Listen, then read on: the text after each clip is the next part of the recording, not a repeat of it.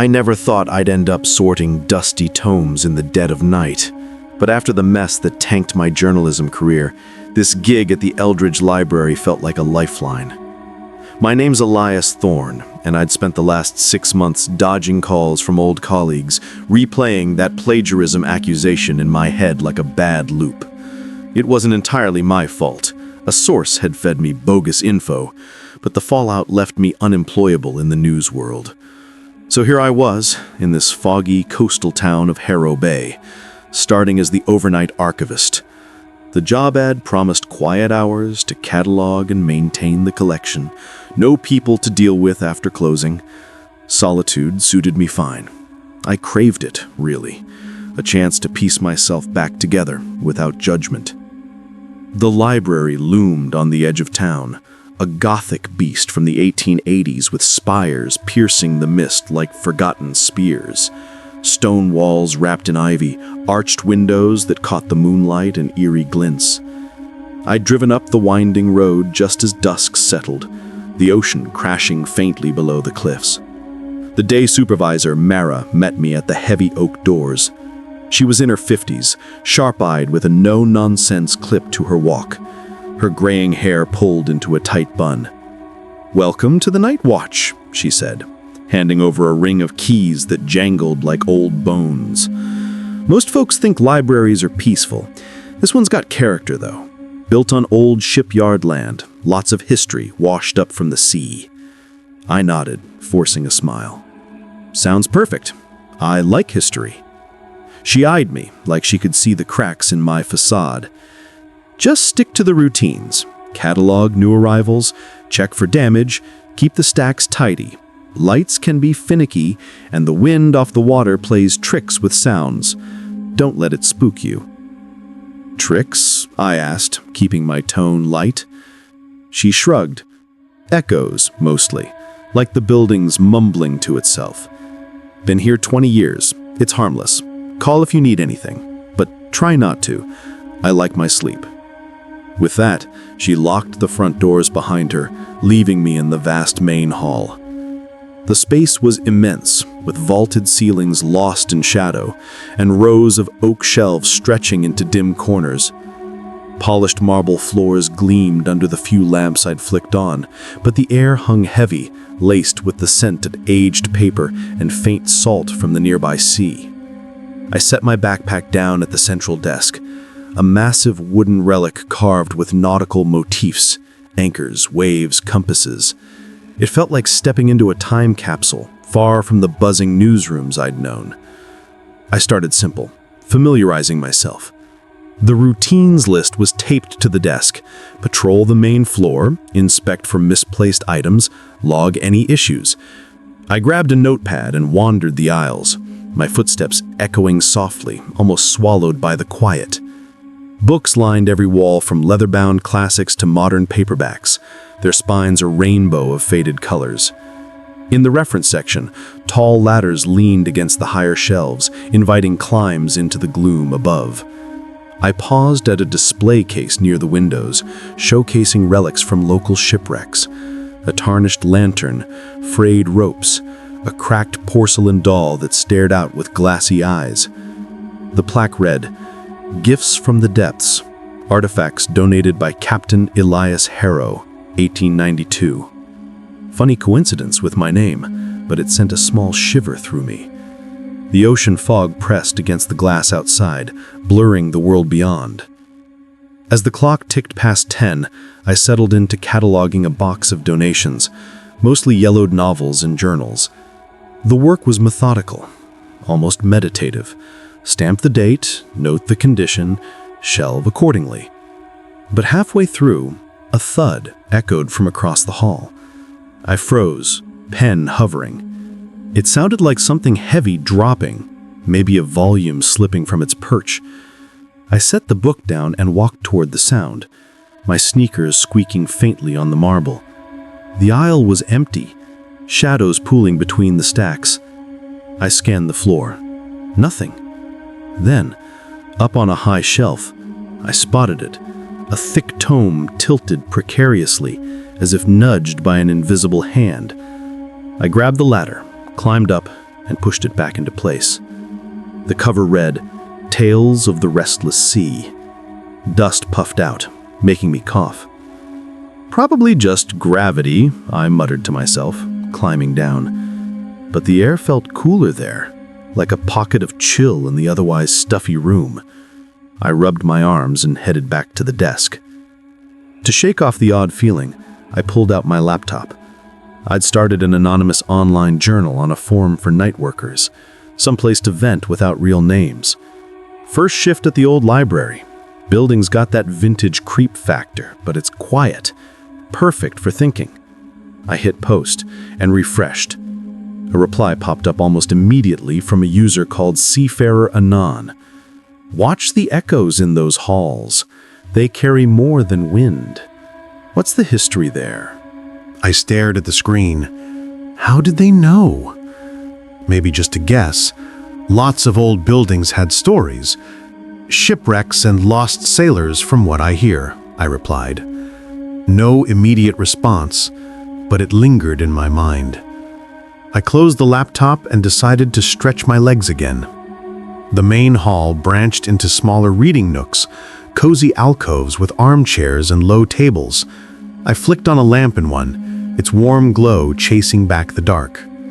Sitting for a moment, I pulled out my phone and video called my sister, Lena. We hadn't talked much since the scandal. She'd been supportive, but distance had grown.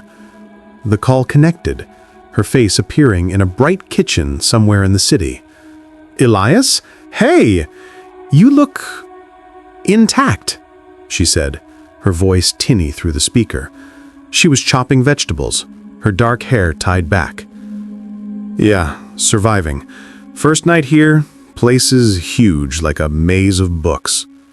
She laughed softly. "Sounds better than dodging reporters. Are you okay, really?" I leaned back, glancing at the shadows beyond the alcove. "Trying to be. This job's low-key. No deadlines, no lies to chase, just me and the dust bunnies." "Don't isolate too much," she warned, her tone turning serious. "Call if it gets weird. Love you." "Love you too." The call ended, leaving the nook feeling emptier. I stood, shaking off the sentiment, and continued my patrol. Deeper into the hall, near the back, a grand staircase spiraled up to the mezzanine and down to the archives below. The upper level held rare editions locked behind glass, but the lower door, a heavy iron thing with a rusted latch, caught my eye. Mara had mentioned it led to storage for delicate items, climate-controlled, but prone to dampness from the sea air. I wasn't supposed to go down unless needed, but curiosity tugged. The handle was cold, almost icy, despite the warm evening. As I lingered, a faint rustle came from nearby, like pages turning slowly, deliberately. I turned, expecting wind through a vent, but the air was still. The sound persisted, soft and rhythmic, from an aisle I'd just checked. Heart picking up, I walked over, peering between the shelves. Empty. But on the floor lay a single sheet of paper, yellowed and handwritten. I picked it up, squinting at the faded ink. "The past doesn't stay buried. What have you hidden, Elias?" My name. Right there. A chill raced down my spine. Had someone slipped it there? Mara? No. She'd left hours ago. I crumpled it, tossing it into a trash bin, telling myself it was a coincidence, an old note from another Elias, the captain maybe, but my hands trembled slightly as I returned to the desk. The night wore on. I busied myself with more cataloging, the clock's tick the only steady sound. Around midnight, the fog outside thickened, muffling the ocean's roar to a distant hum. I made another round, checking locks on the side doors. Everything secure. But passing the reference section again, that same book, Tales of the Restless Sea, was tilted once more. I stared, breath shallow. I hadn't touched it since earlier. Pushing it back, I felt watched, like eyes lingered from the dark gaps between volumes. Ridiculous, I thought. Old buildings settle. Mara said so. I headed toward the staircase, drawn by a subtle glow, a flickering light seeping from under the archive door below. It wasn't there before. The chill returned, wrapping around me like tendrils from the fog. I reached for the handle, hesitation building. What if something waited down there? Just as my fingers brushed the metal, a soft creak echoed from the depths, like a door opening on its own. I pulled back, heart thudding. Whatever was down there could wait till morning. The creak from the archive door lingered in my head like a bad song. I backed away, the cold handle still tingling on my fingertips, and retreated to the main hall. The Eldridge Library's vastness felt heavier now, its shadows deeper under the flickering lamps. I told myself it was just the building, old wood settling, sea air seeping through cracks. But that note with my name, "What have you hidden, Elias?" It gnawed at me. I shook it off and grabbed my cataloging list, needing something normal to anchor me. The task was to shelve a crate of rare books in the West Wing, a maze of narrow aisles where shelves towered like silent sentinels. The air there was thick with dust and a faint tang of seawater, odd for a place so far from the tide. I hauled the crate, my flashlight tucked in my belt, since half the lamps buzzed or dimmed randomly. The books were heavy, leather-bound, their titles embossed in gold. Maritime logs, almanacs, a journal with a cracked spine labeled Harrow Bay Chronicles, 1879. I flipped it open, curious. Faded ink described a shipwreck, the Starling, lost in a storm, its crew drowned, their logs supposedly donated to this very library by Captain Elias Harrow. My name again. Coincidence? Sure, but it prickled my skin. As I shelved, a rustle broke the silence, like pages flipping in a breeze. No windows were open. I froze, listening. It came again, soft, deliberate, from an aisle over. I edged toward it, flashlight beam cutting through the gloom. Nothing but books, their spines staring back. Then a cold draft hit me, carrying that same briny scent, sharp as if I'd stepped onto a pier. My pulse quickened. I swung the light up, catching a glint on a high shelf, a book titled Betrayals of the Deep, teetering as if nudged. I climbed the ladder, heart thudding, and shoved it back. Dust swirled, and for a second I swore I saw a shadow flicker at the aisle's end. Back at the desk, I needed grounding. I opened my laptop and checked the Nightworkers forum. My post from earlier had another reply from Seafarer Anon. The Starling's logs hold secrets. Check the archives. Things move when they shouldn't. My fingers hovered over the keyboard. How did they know about the shipwreck? I typed, "Found a journal mentioning the Starling. What secrets?" No reply yet, but the words sat heavy. I pulled out my phone and called Lena again, needing her voice to cut through the weirdness. Her face popped up, now in pajamas, a cup of tea in hand. "Elias, twice in one night? You okay?" I admitted, "This place is off," glancing at the dark aisles. Books falling, weird drafts. Probably nothing, but it's messing with me. She frowned. "You're alone in a creepy old library. Of course it's weird. Just focus on the job. You're rebuilding, remember?" "Yeah, I know." I forced a laugh, trying to prove I'm not a screw-up. "You're not. Call if it gets worse." She hung up, leaving me with the hum of the lamps. I returned to shelving, but the air felt different, charged like before a storm. As I slotted a book, I found another note tucked inside, handwritten in the same faded ink. "You can't outrun the truth, Elias." My stomach twisted. This wasn't a coincidence. Someone knew about my scandal, my shame. Was it Mara? playing a cruel joke? I crumpled the note, shoving it in my pocket, and kept working, eyes darting to every shadow. By 2 a.m., I was nearly done. I flicked off a lamp, plunging an aisle into darkness, when a new sound stopped me cold. A murmur, like someone reciting poetry, low and rhythmic, coming from the archive stairwell. I crept closer, flashlight shaking in my hand. The iron door was ajar, just an inch, though I'd left it shut. The murmur grew clearer, words indistinct, but urgent like a plea carried on the wind. I reached for the handle, heart hammering, then froze. What if something was waiting down there, calling me by name? I didn't open the door. Not yet. My hand hovered, the murmur fading into silence, but my nerves screamed to run. I backed away, locking the stairwell behind me, and hurried to the main desk. The library felt alive now, its creaks and groans less random, more like a pulse. I needed to focus, so I grabbed the maintenance log. Next task was checking the archive's climate controls. No avoiding it. The iron door creaked as I opened it, the sound echoing down the spiral stairs. The archives were a labyrinth below the main hall, all damp concrete and glass cases holding maritime relics. My flashlight beam danced over rusted sextants and cracked ship logs, the air heavy with mildew and salt. Footsteps echoed, but they weren't mine. Too slow, too heavy, trailing just behind. I spun, light slashing the dark. Nothing, just shadows twisting in corners.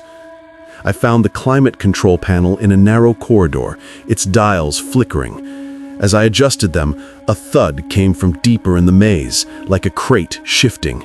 I called out, "Hello?" My voice bounced back, unanswered.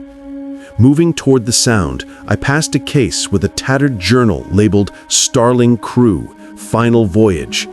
Inside, scrawled entries described a sailor betrayed by his captain, left to drown. The last page mentioned a cursed log hidden in the library to guard its truth. My throat tightened. Was this what Seafarer Anon meant? Back at my laptop, I posted to the forum. Found Starling Journal. Talks about a betrayal. What's the curse? Seafarer Anon replied instantly.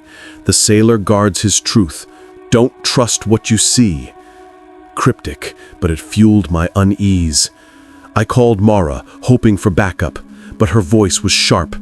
"Elias, it's an old building. You tired. Don't make up stories." "I'm not," I snapped, stung by the echo of my past. "Something's off down here." "Check it in the morning. I'm not driving out at 3 a.m. She hung up. Frustrated, I explored further, flashlight catching glints of glass and metal. In a dead-end passage, I saw it, a shadow, human-shaped, darting around a corner. I chased it, heart racing, but found nothing but a locked door. Then, on a foggy window, an image flickered. My old newsroom, colleagues whispering, pointing at me as headlines screamed, "Plagiarist." I blinked, and it was gone, but my chest ached with guilt. Near the passage's end, I found a rusted compass on a shelf, its needle spinning wildly, then locking toward a heavy vault door. A low groan echoed from inside, like wood straining under pressure. I stepped closer, breath shallow, but the sound stopped. Was something or someone trapped in there? By 4 a.m., the library felt like a trap. The compass, the groan, the shadow, they weren't just tricks of the mind. I started checking the stacks for signs of tampering, needing proof this wasn't all in my head. In a reading nook, I found it. Fresh footprints in the dust, too large to be mine, leading to a hidden alcove. Inside, a half-eaten sandwich and a water bottle, still cold. Someone was here, living in the walls. My mind raced. A squatter? A prankster?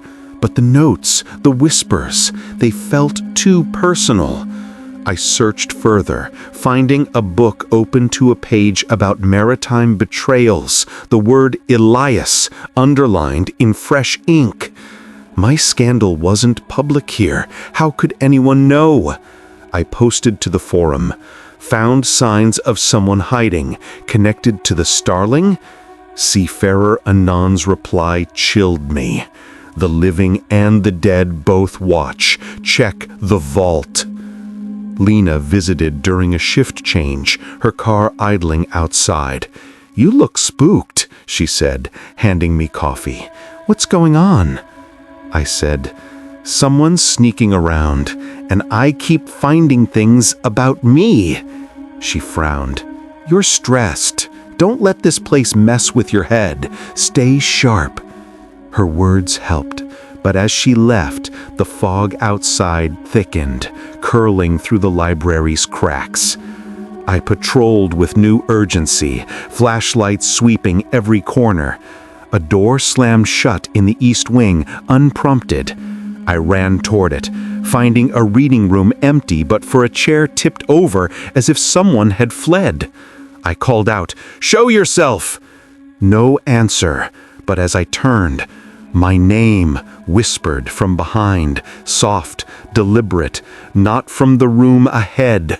I spun, light shaking, seeing nothing, but feeling eyes in the dark. The whispers were relentless now, weaving through the stacks like threads of fog. I dug into the Starling journal, piecing together its story. A sailor, betrayed by Captain Harrow, drowned with his log of secrets. A ledger of stolen cargo never recovered. The library was built to house it, but the sailor's spirit lingered, guarding it. Was that who whispered my name? Apparitions grew vivid, translucent figures browsing shelves, their faces blurred but eyes locked on me. A wave-like roar filled the halls, like the sea itself pressing in. I called Mara again, desperate. "I'm seeing things, people, shadows. You've got to come." Her voice was cold. "Elias, this sounds like your old stunts, making up stories for attention? Not here." Her words cut deep, echoing my disgrace. Seafarer Anon messaged, "The vault holds the log. Face it, or it won't stop." I ran to the archive, dodging shadows that felt too real. In a corridor, I spotted the intruder, a figure in a hoodie, rifling through a case. I chased them, shouting, but they vanished into a side passage.